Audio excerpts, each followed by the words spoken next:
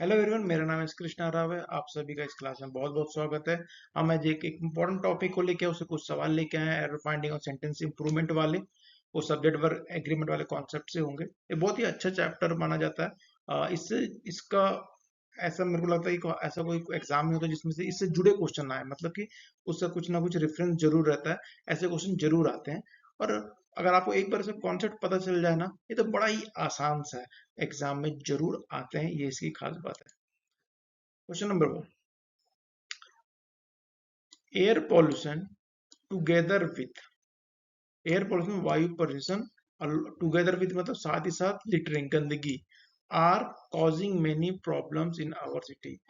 वायु प्रदूषण और गंदगी हमारे शहर को की दो बड़ी समस्या है, ये कह रहा है। या फिर हमारे शहर को जो गंदगी फैला रही है, दो बड़ी समस्या है। समस्या नंबर देखेंगे यहाँ पे 1, और लिटरिंग मतलब गंदगी समस्या नंबर 2। और यहाँ पे देख रहेंगे हम यहाँ पे, अब यह चीज टेक्निकली हमें समझने की जरूरत है। टुगेदर, टुगेदर विथ काम, टुगेदर विथ है प्रीपोजिशन, प्रीपोजिशन है टुगेदर विथ। उसके साथ जो नाउन का, उसके बाद हमेशा क्या आएगा, नाउन ही आएगा या तो फिर प्रोनाउन आएगा, प्रोनाउन ही आएगा। और ये नाउन और प्रोनाउन हमेशा और हमेशा कौन से केस के रहते हैं, ऑब्जेक्टिव केस के रहते हैं। तो नॉट ऑब्जेक्टिव केस नहीं, उसे हम ऑब्जेक्ट कहते हैं। तो सवाल यहाँ पे कि यहाँ पे आर आएगा कि इज आएगा, आर आएगा कि इज आएगा। हम देखेंगे air pollution together with littering are causing many problems in our cities. यहां तक कोई दिक्कत नहीं है, वाक्य पूर्ण रूप से सही है। और ये वाक्य का ये हिस्सा भी पूर्ण रूप से सही। समस्या ये है कि इज आएगा कि आर आएगा। तो याद रखिएगा ये हेल्पिंग वर्ब है। अभी हेल्पिंग वर्ब है, वर्ब है तो किसके अनुसार चलेगा, सब्जेक्ट के अनुसार। हमारे पास सब्जेक्ट कुछ लोग काउंट कर सकते हैं। सब्जेक्ट हमारे पास एयर पॉल्यूशन एक सब्जेक्ट है, और लिटरिंग गंदगी, दो दो कारण समझ के यहाँ पे आर लगा देंगे। पर याद रखिएगा हेल्पिंग वर्ब चाहे मेन वर्ब हो, वो हमेशा सब्जेक्ट के अनुसार चलता है, ना कि कभी भी ऑब्जेक्ट के अनुसार, जो कि प्रीपोजिशन के बाद है। और एयर पॉल्यूशन यहाँ पे सिंगुलर है, तो यहाँ पे आर की जगह लगेगा इज, आर की जगह लगेगा इज। आई होप आप इस चीज को समझ पा रहे हैं मैं क्या कॉन्सेप्ट बताती हूँ। बहुत ही टेक्निकल है। अगर एक बार अगर आपको आ गया तो you are done with grammar. अगला question, if I was he I would accept this project. अगर मैं उसके स्थान पे होता तो मैं कभी भी उस प्रोजेक्ट को एक्सेप्ट नहीं करता।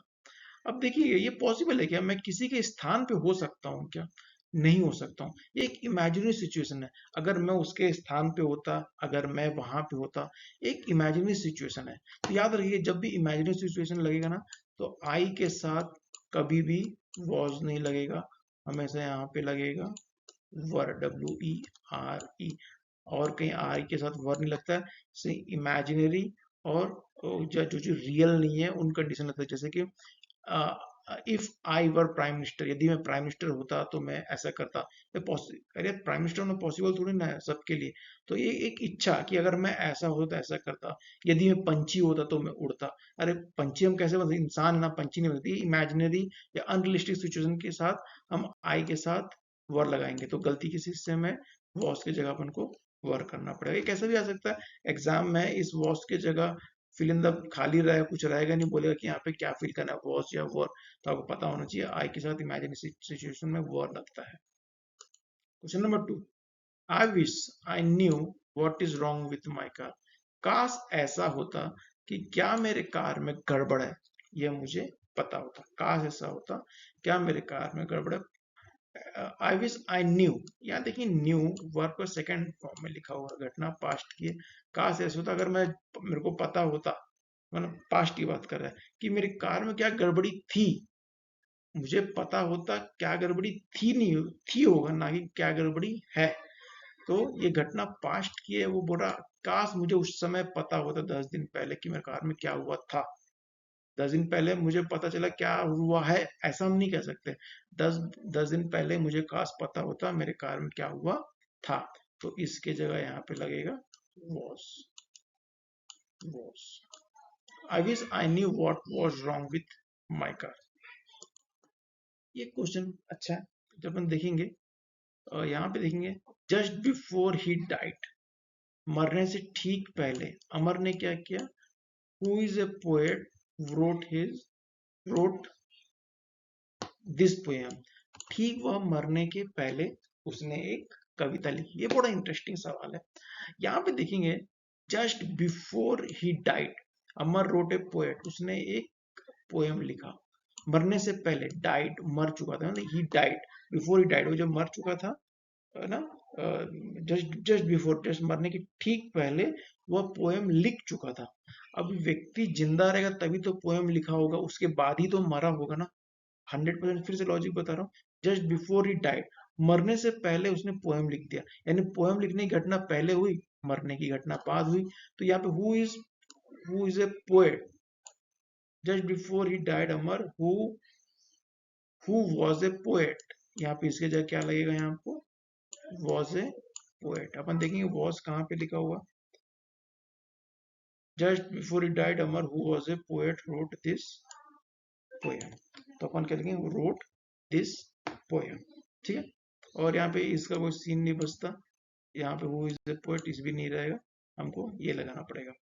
नेक्स्ट क्वेश्चन, लेकिन ये बड़ा ही इंटरेस्टिंग प्रोनाउन और सब्जेक्ट वर्ब अग्रीमेंट, लेकिन प्रोनाउन के चैप्टर से ही इसको हम ले सकते हैं। इस चैप्टर बहुत अच्छा क्वेश्चन है, देखेंगे ना, यहाँ पे बहुत ध्यान दीजिए। The firm buys frozen sea food in bulk. एक कंपनी, द फर्म लिखा हुआ है यहाँ पे, ध्यान देंगे। द फर्म बायज, खरीदती, क्या खरीदती है, frozen sea food, bulk quantity में, बहुत बड़ी मात्रा में रहती है। पैक्स इट, है ना, पैक्स इट मतलब सी फूड को पैक करती है। पैक्स इट मतलब पैक किसको वस्तु करती है, सी फूड को, into smaller pouches and they sell them to the local grocery store। Then वो पाउचेस में पैक करती है, उसके बाद वो क्या करती है, लोकल ग्रोसरी स्टोर को करती है। अब हम देखेंगे यहाँ पे प्रोनाउन इस्तेमाल हुआ, it into smaller pouch. It किसके लिए इस्तेमाल हुआ यहाँ पे, फ्रोजन सी फूड के लिए, फ्रोजन सी फूड के लिए। ये वाक्य का वर्ब है, इस वाक्य का ये सब्जेक्ट है।